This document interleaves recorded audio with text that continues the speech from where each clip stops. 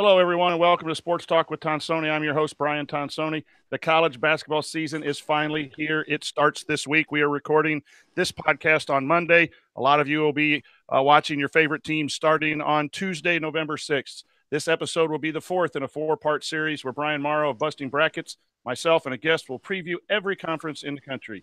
This episode will focus on the conferences from the Midwestern part of the country. Our guest tonight is Shelby Mast, the very well-known bracketologist, where his work can be found at bracketwag.com and on the USA Today. One of the best guys I've ever met in the business, and we're going to talk a little Midwest basketball. So welcome, Shelby. How are you doing this evening? Well, you're really building me up here. I got expectations now. as needed. I said a lot of times when we've been on shows together and corresponded that you've been very helpful to us at Delphi Bracketology. So looking forward to talking some basketball. Bryan, how are you doing this evening? Doing well, guys. I'm doing well. The family's better. As last week they were a little bit sick, but they're better today. And as you saw, my little one is very chipper and happy tonight. So she's I'm doing well. I got everything I need. So basketball and the season starts tomorrow. So what more could I ask for? Mine are healthy now too. We had a bit last week, and it's not pleasant. No, it's not fun at all. I had my wife and my little one were both sick last week, so at the same time. So that was no good. Yuck. Nope. Yeah. We're going to start with 7 conferences. We're going to start with the Ohio Valley, and we'll start with you, Bryan. Who's your favorites to win this, and is there some team we should kind of be on the lookout for? So your favorites to win this conference, as always, Murray State, Belmont.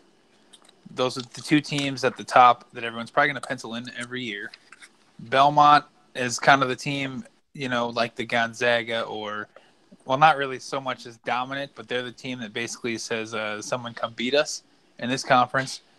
Murray State is kind of the same way. They did lose their coach, Steve Prohm, to Iowa State, so everyone thought they maybe would be down, but they were great last year, made the tournament. And both Belmont and Murray State have 2 unbelievable players on their team. Ja Morant from Murray State is must-see TV. Dylan Windler from Belmont, one of the best players in the country. And a sleeper team for me is Austin Peay. Austin Peay is led by a player named Terry Taylor, who is a wing, who can score at will, essentially. Really good rebounder, good defender. One of the best players in the Ohio Valley, and definite could give Windler and Ja Morant a run for Conference Player of the Year, and he could also put Austin Peay in the tournament. That's just my kind of 2 cents there. Shelby, your thoughts on Ohio Valley? This is a one-bid conference. But you got to win the tournament at the end, so regular season is nice, but it just sets you up for maybe a better tournament run. Who do you see as the favorites, and who might be a sleeper in your opinion? No, I've got Murray State and Belmont at the top. I think you can probably flip a coin as to who wins it right now. My sleeper team, I think Jacksonville State. They got there last year. Was it last year or the year before? But they've 2 years ago, I believe. 2 years ago. Okay. Uh-huh. So they've got some players back from that team, and that experience may help them. And Tennessee transfer Dietrich Mastella, too, is on that team as well. There you go. So they I don't think they'll win it, but one thing about it with these smaller conferences, like you said, Mr. Tonsoni, your coach, it's a one-bid league. So whoever gets hot in March during the conference tournament is the team that's going to be in. I just wonder if Murray State and Belmont have enough on their schedule to at least get looked at by the committee for an at-large. My guess is no, but stranger things have happened. I was going to ask. We don't know. Sorry, I was going to ask you that, Shelby and Bryan both, since you both are the resident bracketologists. Say that Murray State or Belmont, but Murray State more likely because they have the better roster, I think, from top to bottom, has one of those years like they did a few years ago where they go potentially maybe 29-2, 31-1, and then they don't win the tournament. Do you think they'd still get in if they lost to like a Jacksonville State or Austin Peay or Belmont? I mean, 31-1 it depends it's tough to leave them out. That it is tough to leave them out. That's impressive, but who are those wins against? And Murray State, looking at their schedule, they've got at Alabama, at Mid-Tennessee, at Auburn. I say win one, probably two of those games, and don't lose to some numbnuts team. I hate to put it like that, but some lower ranked team, and you might be okay. Belmont's got, let me see, UCLA home, Western Kentucky at Purdue. So there are opportunities there for them to be in the discussion. Play close games at least. Get a 5-point loss at Purdue. Purdue is very highly thought of preseason. That might be enough if other teams in other conferences don't have the resumes that would help them. I agree, and I also think whoever gets in from this conference has a chance of being a first-round upset. I've always liked the way Belmont's played, Murray State has played, and for a lot of our listeners that maybe do the filling out of the brackets after Shelby and I predict them and the NCAA picks them. I believe this conference, actually any conference now after our first 16 seed beating the 1 seed last year could possibly do that. So let's move on to our second conference, the Horizon League. And again, I believe this is a one-bid league as it's been in the past. Shelby, who do you see as the favorite, and who's your sleeper? Well, I think the top two right now for me are Wright State and Northern Kentucky. They've built up some pedigree over the past couple of years. They've had success in the regular season conference tournaments, not so much in the big tournament. But the Horizon historically has been, when they had Butler, they were tough out. Green Bay several years ago. That's been probably back in the 90s when Bruce Pearl was there. There are opportunities there, I think, if a team can go on a run in the conference and then win the conference tournament. You're right, the one-bid league, and probably looking at a 14, 15 seed. Bryan, your thoughts on the Horizon? So I cover the Horizon for Busting Brackets, so I'm actually really familiar with the Horizon. It's a two-team race, Wright State, Northern Kentucky. If you want to on any given day, depending on how they're playing, you could throw Illinois Chicago in there. Illinois Chicago is kind of in prove-it mode with me at this point. They have the roster. They have the coach. They just start out really slow. We'll see what they're made of come tomorrow night when they play Notre Dame. For their basically their initial jump off of last year. I agree with Shelby as they're going to be a lower seeded team because last year the Horizon League showed well. Like Northern Kentucky and Wright State showed well in their own conference, but when they got out of conference and played the bigger Power 5 schools, they got ran out of the gym. Right. So, and the same thing happened in the NCAA tournament. Wright State just could not. They could. I mean, they had a hard time even scoring against Tennessee, much less keeping that game close. Mm-hmm. They do have a really good player, though, a really good traditional center, Ludon Love. Northern Kentucky has arguably the best player in the league, and Drew McDonald, who's kind of do everything. And Illinois Chicago is not far behind with Tarkus Ferguson, who's another do everything guy for them. So the league has talent. It just is going to see how they show. And as I wrote in my season preview for Busting Brackets of the Horizon, when Butler was in this conference, even Valpo for a while, yes, the league was a really hard league to gauge because they would always upset somebody. But those teams are gone, and that those days have passed. So the Horizon League is just the bottom of this conference, the bottom of the conference with Youngstown State and Detroit Mercy and Cleveland State, teams like that, the Milwaukees of the world, they're not good at all. Everybody's going to – go ahead. I was going to say those teams really drag it down. Yeah, that's what I'm – yeah, so Illinois, Chicago, Northern Kentucky, Green Bay, Wright State are going to rack up a ton of wins against teams that are really bad. So it's going to look a lot better. Their record's probably going to look better than they actually maybe are. Right. So we have two conferences down, 5 to go. We're now moving on to the Mid-American Conference, which recently has been a one-bid team. And as we were talking off air, the new metric from the NCAA, the net replaces the RPI. It'll be interesting to see if that moves the needle for any of the 22, 23 conferences that are typically one-bid leagues. If some of those teams can get a good record, some key wins in the non-conference, and be seen a little bit better ranking in the net. But the Mid-American Conference, There's a big game on Friday night, Buffalo at West Virginia, that I'm going to be interested in watching on Friday night. I think that's going to be good. Bryan, we'll start with you on this one. Any favorites and, a team to watch for? I think if anybody that follows college basketball doesn't have Buffalo as their favorite to win this league, then I would like to talk to them, to be honest with you. No slight on anybody. Pressure on Shelby. Buffalo is they're good. They're good. They're really, really good. I mean, I don't mean like really, really good, like mid-major good, or even really Gonzaga good, but they I mean, if anybody remembers last year, Buffalo, who didn't lose much off their roster last year, absolutely blew the doors off of Arizona last year in the tournament. I mean, just destroyed Arizona.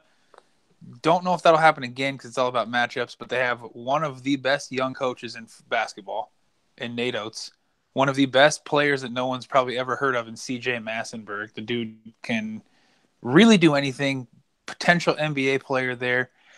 And then the gap between, like we were talking about with the horizon, the bad teams in this conference are bad. But there are two teams in here, and I don't think the only team that can, I think, rival, potentially have a chance to take Buffalo down is Toledo, Eastern Michigan. I was going to say Toledo, but I don't think they have the firepower to do it. Eastern Michigan, and then Toledo is a close second behind that. But other than that, I don't see Buffalo stumbling in the regular season or the conference tournament. They're too good. I mean, Buffalo's going to beat plenty of Power 5 schools this year. It's going to happen. They're probably going to beat West Virginia on Friday. Shelby, if you had to pick a team that would upset Buffalo, or go ahead. Well, I was going to say, I don't know if I'd say Buffalo's going to be Western Michigan or West Virginia. That's a pretty big one there. But hey, you know what? They could. They're that good. They bring 6 of their top 7 scorers back. Mm-hmm. That win against Arizona last year that you brought up, Bryan, that for me, that gives them the confidence that they can beat anybody. Arizona was a title favorite last year, even though they struggled, and they still had the talent to win a title. And the way Buffalo handled them was it was one of those games that, where were you when you watched that? Because you don't see games like that often. I mean, Arizona got annihilated. Yeah, it wasn't close. I don't know if I've ever seen them get beat that bad, ever. No, I don't think so. But then you look at Buffalo's schedule this year. At West Virginia, at Southern Illinois, who is one of the possible co-favorites for the Missouri Valley Conference. Then they've got at St. Bonaventure, who's been pretty salty past few years. Mm-hmm. Southern Illinois again, home game, at Syracuse, at Marquette. Those are tough games. With that kind of schedule, if they run through this conference and only have 1 or 2 losses, they are going to be up for an at-large bid if they don't win the conference. If they play those games, the preseason games close, or pre-conference games close, then they will be in the running for an at-large bid if they don't win the conference title. I would equate them right now, Buffalo, with the momentum that they have now, I would equate them to like the Middle Tennessee State of the last couple of years. Yeah, I mean they have that kind of talent, and they sneak up on. Well, they probably aren't going to sneak up on anybody now, but last year I think they snuck up on people, like that year that Middle Tennessee snuck up on Michigan State, and Buffalo was horribly underseeded last year. No way that team was a 13. Yeah. So I mean, Shelby, just my take on it. Let me ask you this, Shelby. Let's go through that scenario for Buffalo, since we think Buffalo is obviously that good a team. They scheduled rather well, it sounds like, in the non-conference.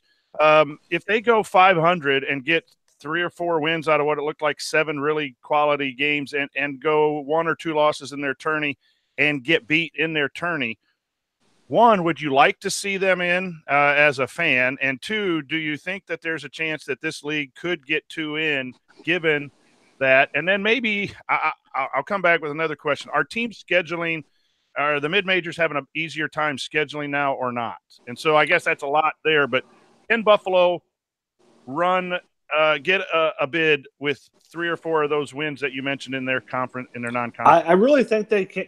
I think they can. They've done a good job scheduling, and you always hear that the mid-majors have a tough time scheduling the Power Five or the tougher teams, but Buffalo seems to have done a pretty good job of doing this.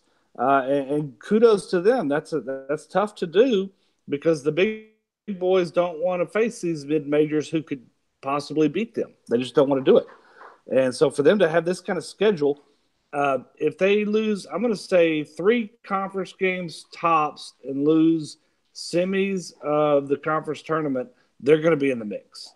Can this league get 2 bids? Yes, they can. Will they? Probably not. My thing is this too, Shelby, and maybe you agree with this. With Buffalo, I saw it a lot with Middle Tennessee where a lot of the Power 5 schools scheduled them because they needed a good win. And they realized that Buffalo is probably going to beat people that they're going to beat some Power 5 schools. So some schools are scheduling them with the hopes of beating them for a good win. Or if they lose the game, it's not a debilitating, loss that's going to kill you for losing to a MAC school. So why there's really nothing to lose. Why doesn't that happen with the other schools, though? Well, that's what gets me is as I say, Buffalo, they've done a good job of scheduling. And if Power 5 schools are scheduling them, hoping to get an RPI hit net win, and if they get the loss, it's not that bad, why don't they schedule Wichita State or Illinois, Chicago, or other teams like that where it'd be the same scenario? It'll be interesting to see what happens with Illinois, Chicago in the coming years, because we can talk about that with the Missouri Valley. But they're an intriguing one because they're right on the cusp of being the next Middle Tennessee Buffalo school. And the same thing, Gonzaga has Gonzaga now schedules like a Power 5, but that's just because, everybody, again, wants to beat them too, because if they do, hey, great win. Lose to them, whatever, not a terrible loss kind of thing. But you have to get to that point. I think Buffalo's done it enough to where they've got there. Yeah, and the new metric system might play in too for the offensive efficiency, defensive efficiency too. If Buffalo has a good run on those metrics, that could help. I would like to see it help some of these teams like a Buffalo get in. You're listening to Sports Talk with Tonsoni, guest Shelby Mast and Bryan Mauro. We're now heading to the Missouri Valley Conference, a conference that I know firsthand. My son's a manager at Indiana State. They're middle of the pack. They have some injuries and some transfers that won't come in until right around conference time. But looking for them to maybe be in the middle of the pack of the Missouri Valley, and just rooting for my son to program to do well. But I don't see them challenging for this conference. But, guys, I think the Missouri Valley is good basketball. And I know Wichita State had left, and that was a big-time program. But I have attended many games at the Hallman Center in Terre Haute. And it's good basketball. There's some good players in this conference, and there's some really good coaches in this conference. And Loyola goes to the Final Four last year out of this conference. My question to you, I'll start with you, Shelby. The pressure's on Loyola. Are they the next Wichita State of the Missouri Valley, or are they going to have a tougher time holding on to the top of this conference? I think they'll have a tougher time just because this conference, like you said, is really good. Top to bottom, there's not that big of a difference. The bottom of the conference, the last 2 or 3 teams are probably pretty bad, but you've got enough other teams to help build them up. So if those lesser teams get a good win, then that kind of skews the numbers a little bit. Loyola's, they lost 3 of their top 6 players scoring-wise.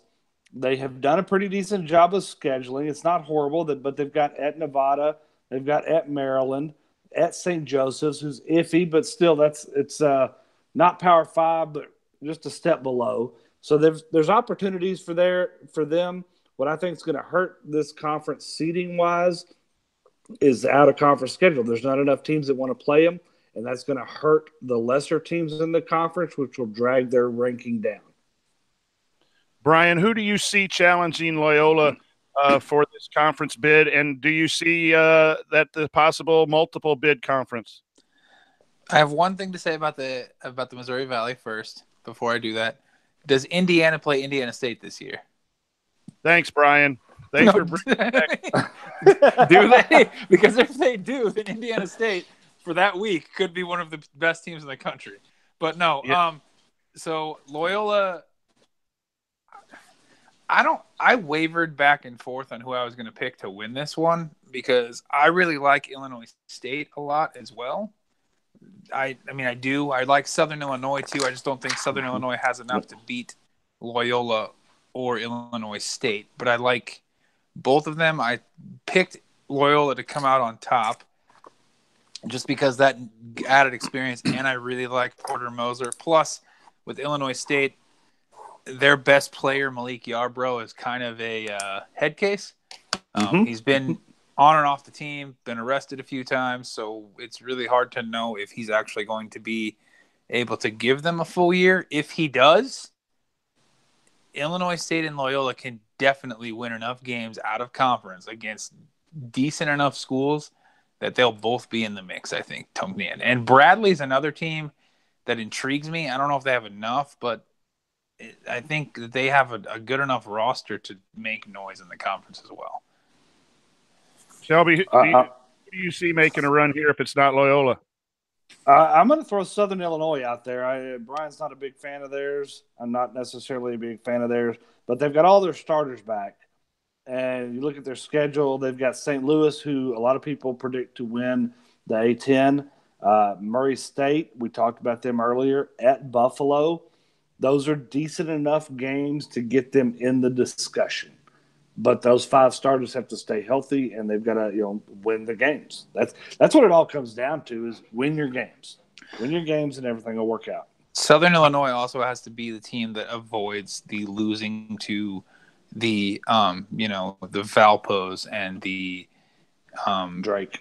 Drakes of the world. Yeah, I mean they can't. Right. Every year it seems like they're on a really good run and they go really well through this conference, and then they lose both games to Valpo or both games to Drake, and you're like, well, they're probably done now. And then they'll come back and they'll beat Loyola, but that one good win does not outweigh the 2 terrible losses they just took. Right. At least that's for me. So. Let me give a shout out to my Sycamores.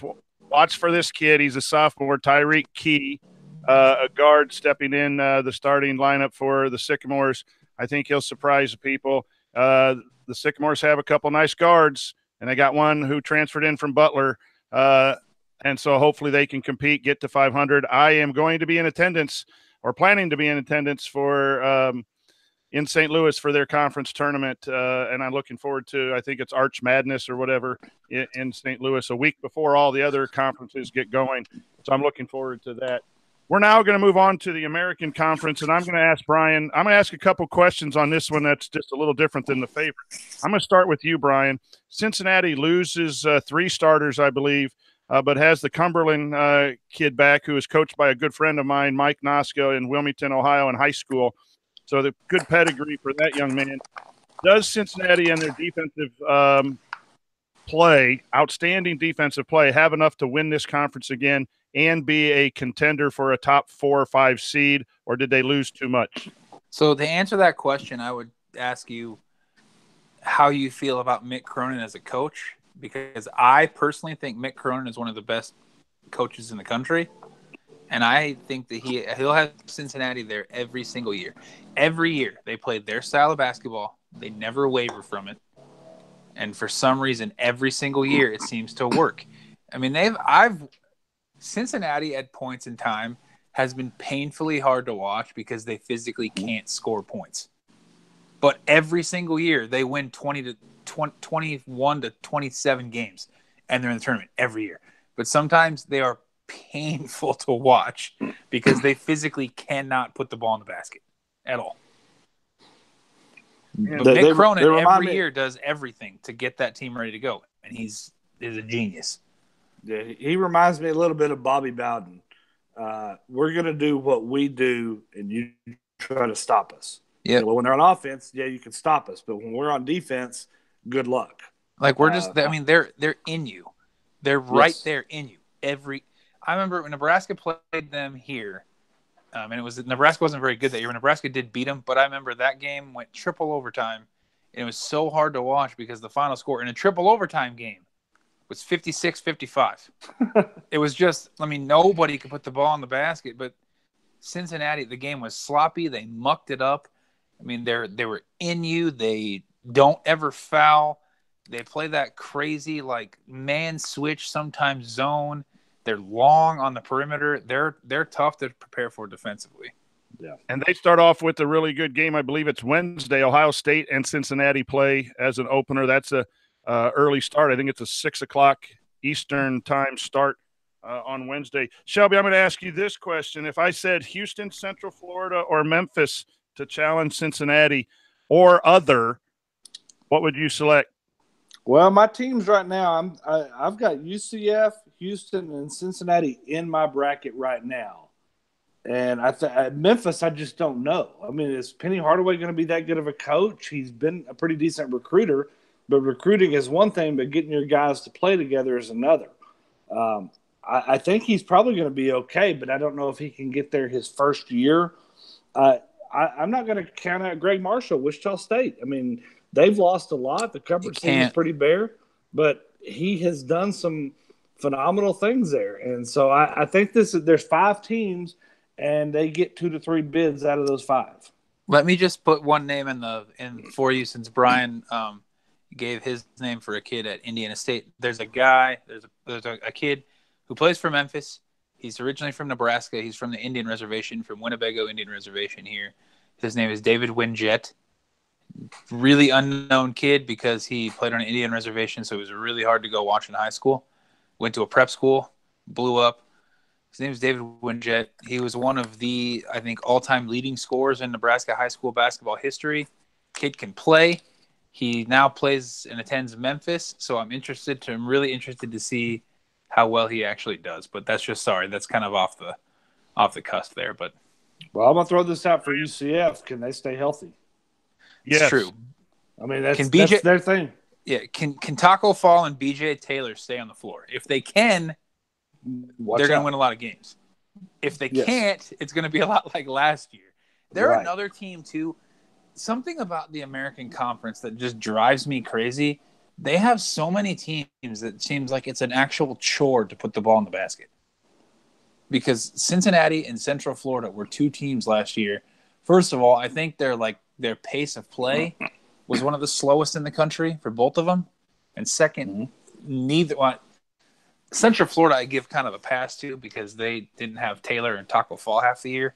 But they also had a hard time putting the ball in the basket. And both those teams would go on droughts of 10, 15 minutes of game time before they actually scored a point. It's tough to watch. Oh, I'm going to throw one more team out there that I'm in the Dallas area, so SMU. I think they may have to go undefeated. Their non-conference schedule is so bad. Their best game is TCU, which isn't too bad. Next is Georgetown, which isn't great. Then after that, Bradley. They did not do a good job of scheduling to try to get an at-large bid, so they have to win the tournament, I think. Here we are a day before the season starts, and I'm saying they got to win the conference tournament. How about schools? See, the American Conference is another one too that has, and this is a weird. So the American Conference wants to be thought of as a power conference. They're just not there yet because they're not deep enough top to bottom. I mean, they have 2 of arguably the worst basketball teams in the history of college basketball. East Carolina and South Florida. Both teams are dreadfully bad. Tulane is too great. No, Tulane's not great either. But they did have Melvin Frazier last year, which really disappointed me that he was on the tournament because everybody wanted the Melvin experience. But East Carolina and South Florida are going to be good for probably, everybody's probably going to rack up those 2 wins at the top of the conference. Houston, at least in my eyes, they're the team that I had picked to win it initially. Wichita State, I just can't bring myself to bet against Greg Marshall. I can't do it. The guy has done so many things. And hey, don't forget Tulsa. That's true. Yeah, but Frank Haith, well, he's going to cheat somewhere along the way. But I mean, 2 years ago they got in and nobody thought they would be in, but they had a decent enough wins to get in. I don't think they're going to be there, but Who knows? No one's mentioned Connecticut and Hurley, right? Hurley took over the job in Rhode Yeah. Island. Yeah. Does he have a year to build, or is he going to make some noise in his first year? I don't think he'll make much noise. Kevin Ollie destroyed that program. Yes. It's really unfortunate because they were so good, and he just I don't know. It's hard to describe, but they're terrible. And he's got not terrible, but they're not good. He's got a title, and I don't really feel like he's earned that title. The title was because of all of Calhoun's guys. Exactly. And Kemba Walker got unbelievable for a week. Yeah. I correlate that to Barry Switzer taking over the Cowboys in the mid-'90s. He had Jimmy Johnson's players, and he won a Super Bowl with guys that weren't his guys. Right. He just came in and sat there and rode it to a title. If it wasn't for Kemba Walker that year, Ollie would have no titles. He wouldn't even have a tournament appearance. Yes. So without Kemba Walker, his tournament would be 0 and his title would be 0. So we've been talking bids for conferences. Would you guys agree this is a 3-4 bid league looking at this year? Shelby? I say 2-3. Okay. The fourth one's going to be awful hard. Yep. I just don't know if the depth's there this year. Normally I'd say yes, but Wichita State potentially could have a down year. Cincinnati, as we talked about, potentially could have a down year. Memphis, I don't know if they're there yet, as Shelby was talking about. And SMU, as Shelby said, who's usually pretty good, is going to struggle to even get enough good wins to even get there. I don't think – Shelby, I looked at their schedule. I don't know if they have a single quad 1 win there at all. No, I don't think so. I mean, TCU. That's it. If they beat them. If they beat them. And that's assuming that TCU stays healthy and does what they did last year. Right. I don't think Georgetown is going to be that good. I mean, I think they'll be improved, but I don't see them as a tournament team yet. But that's it. I mean, you look at these. They've got Oral Roberts, East State, Cornell, Lamar. These your schedule and pad your wins. They're pretty bad. Yeah, those are. I mean, they got two teams on there that are bottom of their conference teams. Lamar's okay, but the Southland's not good. No. So Southland gains you nothing. Yeah. You're listening to Sports Talk with Tonsoni. We're discussing the Midwestern NCAA men's basketball conferences. Shelby Mast is our guest with Bryan Mauro of Busting Brackets. We have 2 huge conferences left, and gentlemen, let's tier these out, if you will. Thinking about teams that could potentially win.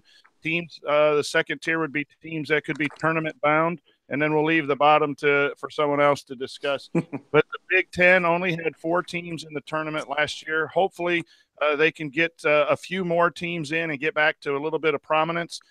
In the previous podcast, we had the ACC, the SEC as some dominant conferences. The Big East sliding backwards just slightly of the Power 5, 6, and the Pac-12 has been struggling too. I look for the Big Ten not to be dominant. Again, I don't think there's any one dominant team in the conference, but I think it'll be a little more competitive than just getting the 4 teams in. So I look for a 5, probably 6 to 7 bid league if they can get competitive. Shelby, let's start with you. Well, if you had a tier of teams that could compete for the championship, what 2, 3, 4 teams would you put in that top tier? Probably Michigan State, Michigan, and Purdue.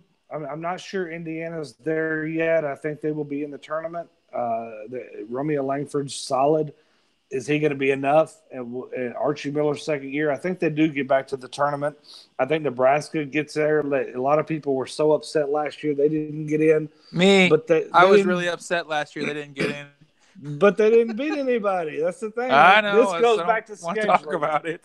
Okay, but they possibly – I mean, they were probably good enough to be in, but, again, it goes back to scheduling. Right. I've got them right now as 7 teams in. I'm not sold on that. But, again, we haven't started playing games yet. Right. Bryan, is Michigan State and Michigan the 2 dominant teams, or are they not – is it not 2 teams where Purdue – well, 3, Purdue, Ohio State, and Michigan State were at the top, and everyone else was fighting. is there going to be a dominant team that just runs from the start, or is this going to be a 5, 6, 7 loss winner? And your thoughts on those teams? I don't know if I really bunched this up as a potential 5 teams at the top that have a legitimate chance to win the league if everything falls their way. Michigan State, Michigan, Purdue, Indiana, and Nebraska are the 5 teams that I think have a chance to win it. I don't think Nebraska or Indiana have the depth to win it. Nebraska has a depth problem. They may have a shooting, like a perimeter scoring problem, but their five starters are probably as good or better than the majority of the teams in the Big Ten. Indiana has a freak of nature as a center in Jawan Morgan, who is a monster, and Romeo Langford. I'm sure, Brian, you've watched him play, is as advertised. The kid is going to be really good. Purdue still has Carson Edwards. They have Matt Harms. And Michigan State, I've seen some takes on there that people think that Michigan State at 10 is overrated. There's people that don't think they should be ranked at all, which I think is kind of a pretty hot take myself. How drunk were they? Yeah, I don't know. They're just like, I don't think that they're as good as, they're not going to be as good, but they're still Michigan State, and they still have one and dones on that team, and they still have Cassius Winston, and they still have Nick Ward. They're going to be fine. And Michigan, I don't know. Here's the thing.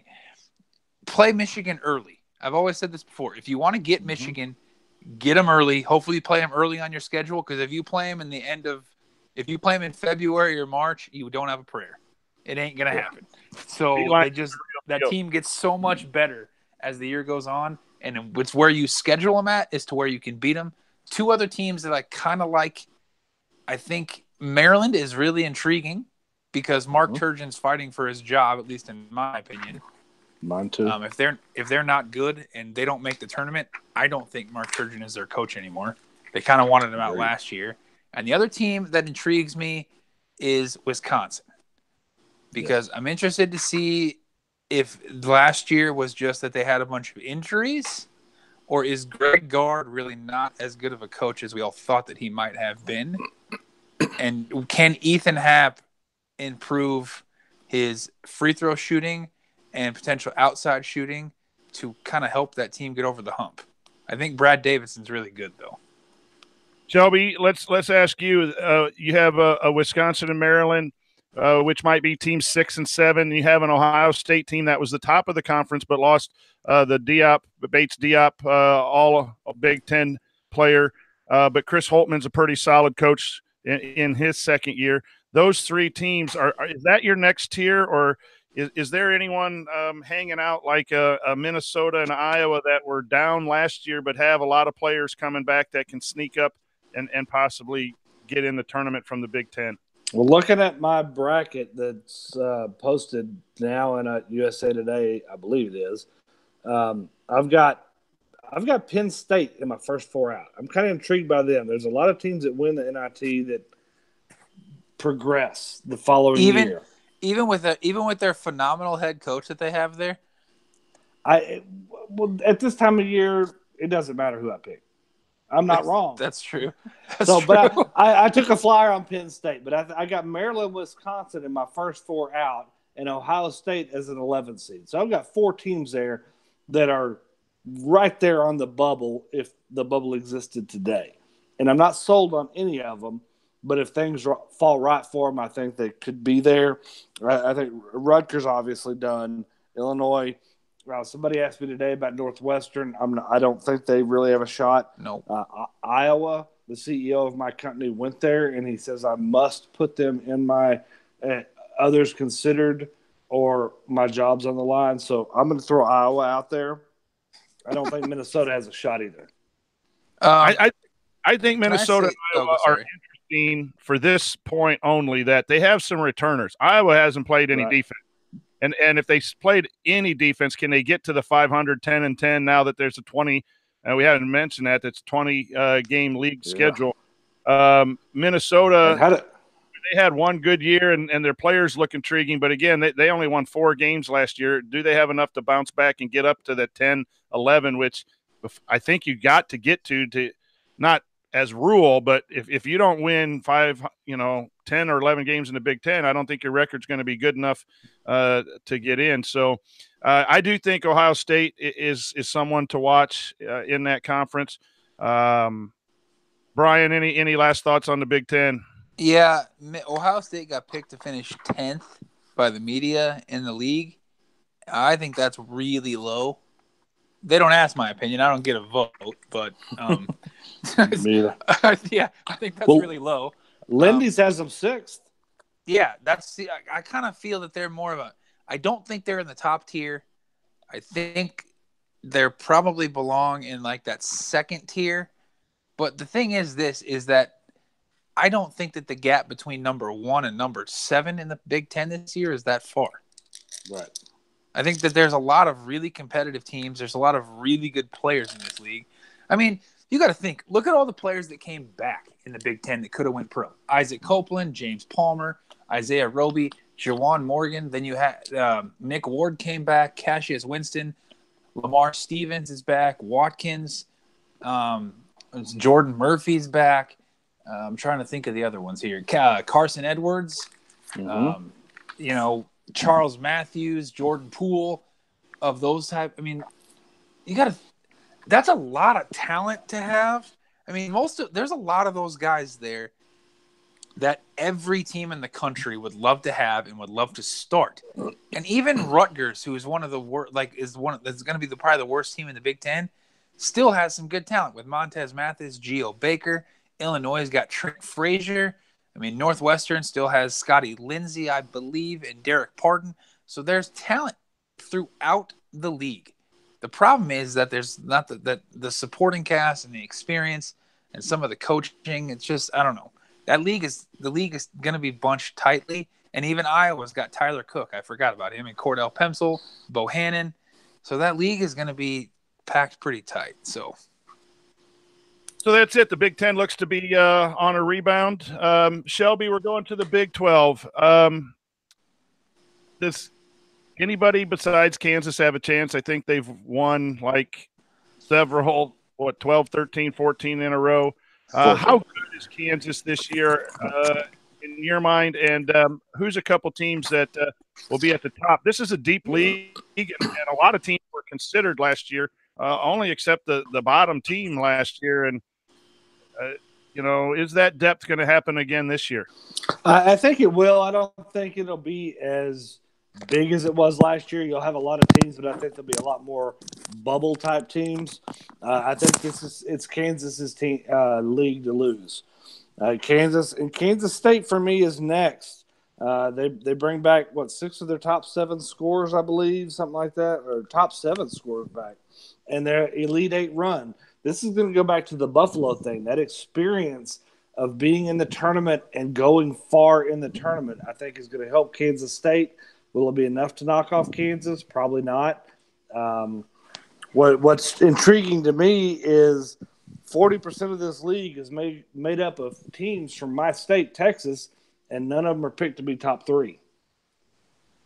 Which team, Shelby, in Texas is going to be the best? I've seen some up and down predictions from Texas Tech and Texas and TCU.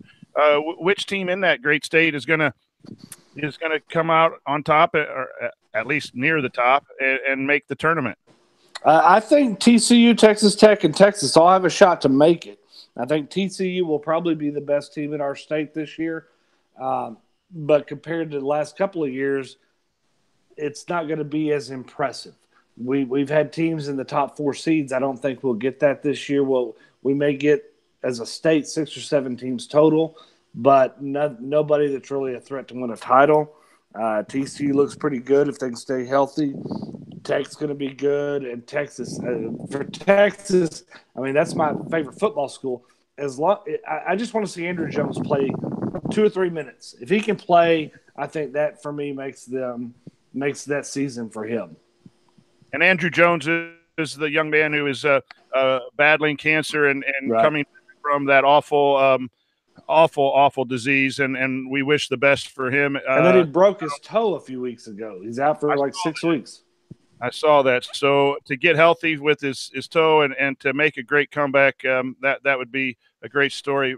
Bryan, Yes. how many teams get in from the Big 12, and or maybe who's not going to get in? I've seen some talk about the Oklahoma schools not being at the top and not getting in. What are your thoughts on the Big 12? I don't know if Texas Tech, Oklahoma, or Oklahoma State get in, or even really Baylor at this point. I'm not sure if any of them get in. Baylor just lost their Mario Kegler for 6 games for suspension. That's probably going to hurt them. They don't have a lot of depth. Oklahoma and Oklahoma State are going to struggle, and I don't know. I think Texas Tech may have lost too much. Other than that, though, that league is fair game for everybody other team to get in.